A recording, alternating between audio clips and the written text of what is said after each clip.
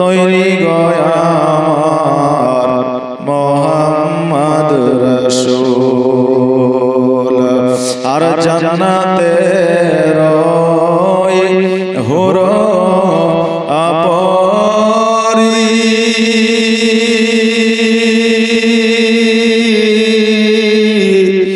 আমায় নেবেন বরণ করি রে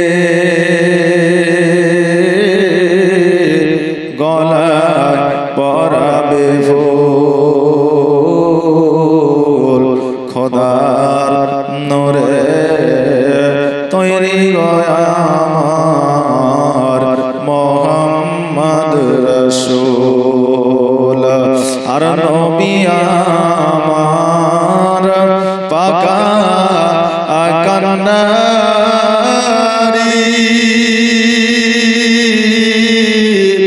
শক্ত হালে ছাড়বে তরি রে তাই তো বসে আরাম করি পাইব না অবির কুল খোদার নূরে তৈরি গয়া আমার মোহাম্মদ রাসূল তার কলেমা পড়তে গোমরা করব না রে ভুল আল্লাহুম্মা সাল্লাল্লাহু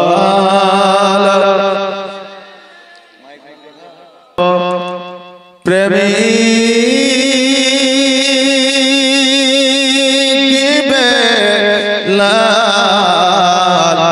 মোদের জগতে ফিরে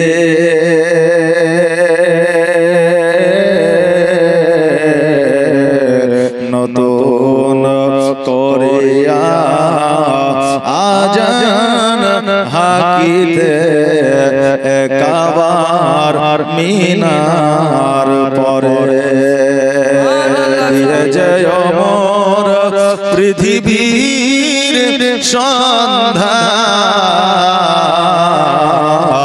দিয়ে জয় মোর পৃথিবীর সন্ধান এ জগৎ মাঝারে এসে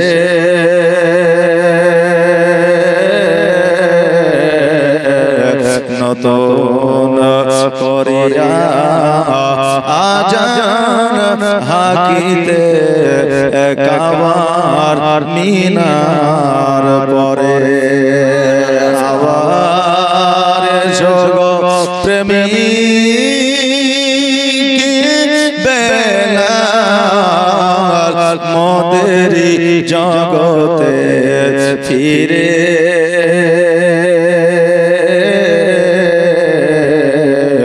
নতুন করিয়া আজান হাকিতে কাবার মিনার পরে ওমর ফারুক রাদিয়াল্লাহু তাআলা আনহু যখন নবী মুস্তাফা সাল্লাল্লাহু তাআলা আলাইহি ওয়াসাল্লামের হাতে হাত দিয়ে যখন মুসলমান হয়ে গেল নবীর কালেমা যখন পড়ে নিল কাফেররা বলেছিল দেখ জয় ওমর ফারুকের এত তাকাত জয় ওমর ফারুকের এত ক্ষমতা জয় ওমর ফারুকের এত বুদ্ধি জয় ওমর ফারুকের এত বিদ্যা জয় ওমর ফারুকের একবার তলোয়ার যদি দেখাতো সমস্ত মানুষ ডরিয়া যাইত আজ ওমর ফারুক মুহাম্মদ রাসূলুল্লাহ সাল্লাল্লাহু আলাইহি ওয়াসাল্লামের হাতে হাত দিয়ে আজকে কালেমা পড়ে নিয়েছে আজকে ওমর এত দুর্বল হয়ে গেছে কিন্তু ওমর কি দুর্বল হয়েছিল দুর্বল হয় না ওমর ফারুক বলেছিল যে আমি যে ক্ষমতাটা এর আগে দেখাইতাম ওটা ছিল বাতিল ক্ষমতা আর আজকে নবী মুস্তাফার কালেমা পড়ে যে ক্ষমতাটা দেখায় এটা হচ্ছে জিহাদি ক্ষমতা জোরে বলেন সুবহানাল্লাহ এটা হচ্ছে জিহাদি ক্ষমতা। বেরাদার, জগতের মধ্যে যারা আল্লাহর ওলি হয়েছে, জগতের মধ্যে যারা পয়গম্বর হয়েছে, জগতের মধ্যে যারা আল্লাহর নৈকট্য লাভ করেছে, জগতের মধ্যে যারা আল্লাহকে রাজি করেছে, জগতের মধ্যে যারা আমার নবীকে পেয়েছে, আমার নবীর প্রতি সালাত ও সালাম করেছে, আমার নবীর প্রতি মহব্বত করেছে, আজকে জগতের মানুষ তাদেরকে পাগল বলে আখ্যায়িত করেছে। তাদেরকে পাগল বলে আখ্যায়িত করেছে না করেনি? করেছে।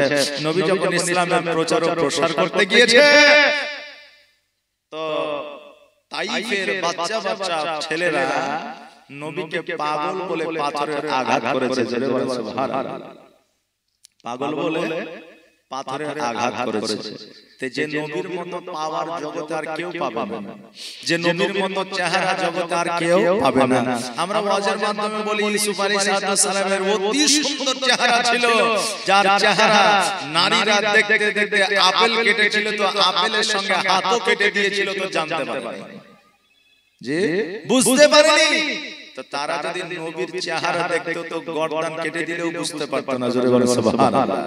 তো নবীকে এত চেহারা দিয়েছিল, এত বুদ্ধি, এত বিদ্যা। নবী আমার যেভাবে জগতের মধ্যে এসেছিলেন, জগতের মধ্যে আর কেউ আসবে না।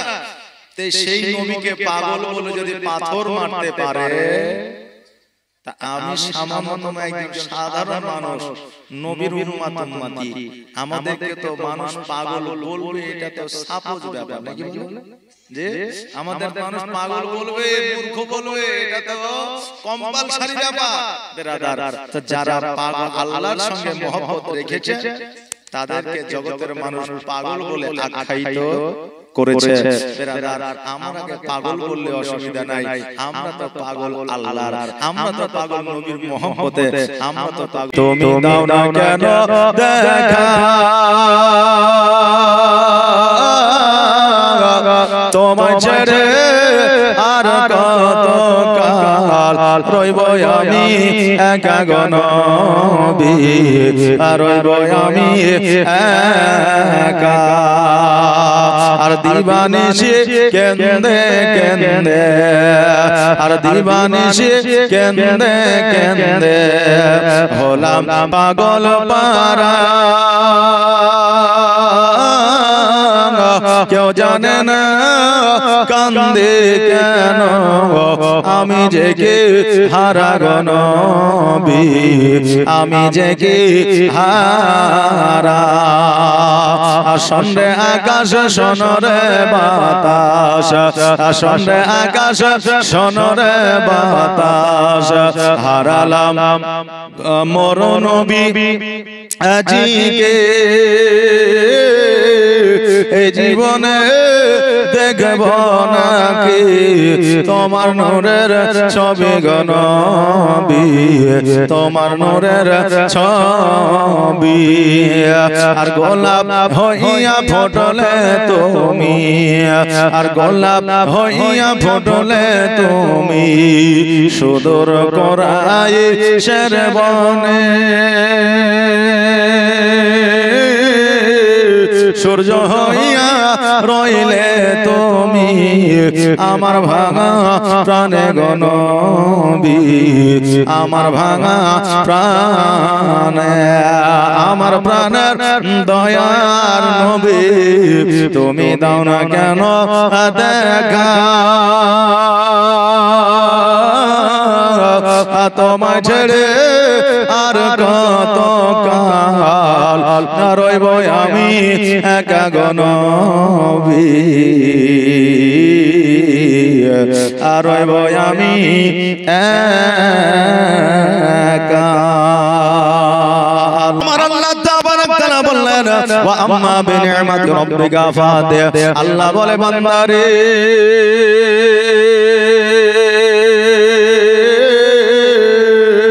জগতের মধ্যে আমি যা কিছু তৈরি করেছি, জগতের মধ্যে আমি যা কিছু দিয়েছি, প্রত্যেকটা জিনিস বান্দাদের জন্য নিয়ামত। হে বান্দা, আজকে তোমরা যারা আমার নিয়ামতের প্রশংসা করো, আমি আল্লাহ আমার প্রশংসা করা হয়। জোরে বলেন সুবহানাল্লাহ। আজকে বাবাজি ভাইরা আপনারা ইমাম হাসান ও হুসাইন রাদিয়াল্লাহু তাআলা আনহুর জীবনী শ্রবণ করবেন বলে আজকে এই মাহফিল সাজিয়েছে। আজকে বেরাদার ইমাম হাসান ও হুসাইন কে ছিল? ইমাম হাসান ও হুসাইনের বংশ পরিচয় কি? ইমাম হাসান হুসাইনের মায়ের নাম কি ছিল? ইমাম হাসান ও হুসাইন রাদিয়াল্লাহু তাআলা আনহু ওনার বাবার নাম কি ছিল? ওনার নানার নাম কি ছিল? ওনার দাদার নাম কি ছিল? আমার ইমাম হাসান ও হুসাইন রাদিয়াল্লাহু তাআলা আনহু ওনার মায়ের নাম ছিল মা ফাতেমাতুজ জোহরা রাদিয়াল্লাহু তাআলা আনহা। ওনার আব্বা জানের নাম ছিল হযরত আলী রাদিয়াল্লাহু তাআলা আনহু।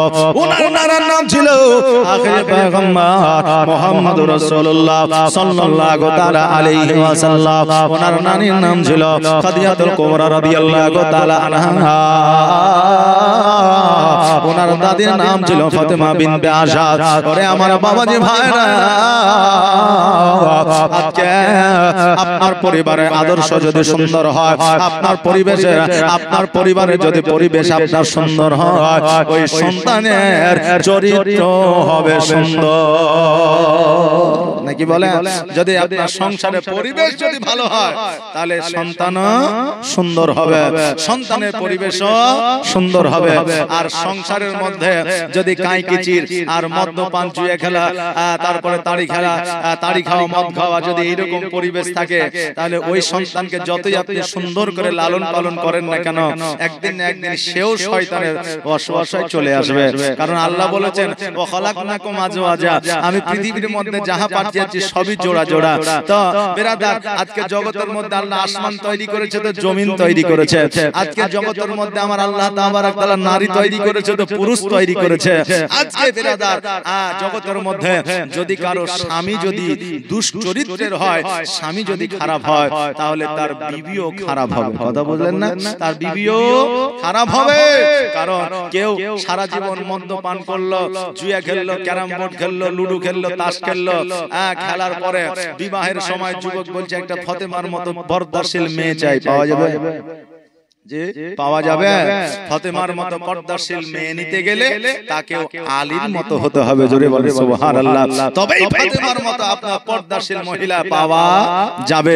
এইজন্য পরিবারের একটা পরিবেশের বাবা মূল্য আছে। কথা বুঝলেন না? পরিবেশ যদি ভালো হয়, ওই সন্তানের পরিবেশ এবং পরিবার, সন্তানের আপনার ব্যবহার চরিত্র ভালো হতে হবে। এ বাবাজি ভাইরা, ইমাম হাসান ও হুসাইন রাদিয়াল্লাহু তাআলা আনহু কোন বংশের আপনার সন্তান ছিলেন? ওনার মা কে ছিল? ওনার আব্বা কে ছিল? ওনার মা ফাতেমাতুজ জোহরা রাদিয়াল্লাহু তাআলা আনহা যখন বাবা জগতের মধ্যে আগমন করেছিলেন, জগতের মধ্যে যখন এসেছিলেন, বাবারে জগতের মধ্যে যখন মানুষ আসে, ওই মানুষের আপনার শরীরে পোশাক থাকে না, ওই মানুষের শরীরে কোনো বাবা ঢাকনা থাকে না, বিনা পোশাকে জগতের মধ্যে আসে। আমার মা ফাতেমাতুজ জোহরা রাদিয়াল্লাহু তাআলা আনহা যখন জগতের মধ্যে আসলেন, ফাতেমা দুইটা হাতের তালু দিয়ে যেন মুখখানা ঢেকে আছে। আমার খাদিজাতুল কুবরা রাদিয়াল্লাহু তাআলা আনহা উনি চিন্তা করে, আল্লাহ গো, আজকে আমার মা ফাতেমা জগতের মধ্যে আসিল, আমার ফাতেমা কি অসুস্থ নাকি? আমার ফাতেমার হাতটা খারাপ নাকি? আমার ফাতেমা মুখখানাকে কেন ঢেকে আছে? আমার দয়ার নবী মুস্তাফা সাল্লাল্লাহু তাআলা আলাইহি ওয়াসাল্লাম বলে, ও খাদিজা শোনো রে, আজকে যে ফাতেমা মুখখানা আপনার হাত দিয়ে ঢেকে আছে, আজকে তার হাত কানাকে সরায় দিও না, আজকে তাকে তুমি অসুস্থ বলিও না। কারণ আজকে ফাতেমা তার নিজের হাত দিয়ে যে মুখ কানাকে ঢেকে আছে, এটা আমার ফাতেমা নিজেকে পর্দা করেছে। জোরে বলেন সুবহানাল্লাহ।